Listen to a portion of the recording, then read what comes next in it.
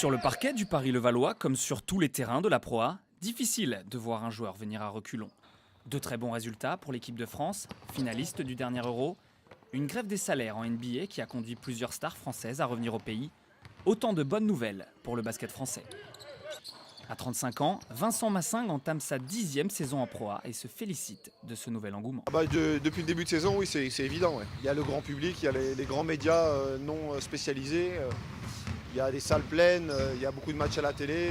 Non, c'est sûr que c'est quelque chose qu'on attendait depuis longtemps en plus. Des stars internationales telles que Tony Parker ou Nicolas Batum ont galvanisé la motivation des joueurs et des entraîneurs du Paris-Levallois et amplifié l'intérêt des médias pour la Pro A.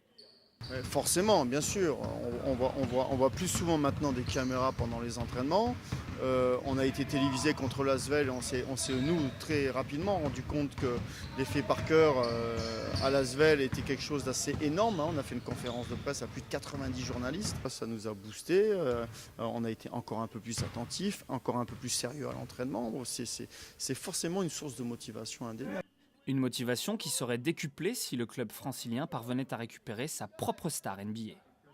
Le cas Joachim Noah a été évoqué, il l'est toujours. Nous sommes effectivement ouverts à ce genre d'opportunités. Avec ou sans Noah, le club des Hauts-de-Seine veut confirmer son actuelle 3e place et décrocher son ticket pour les playoffs.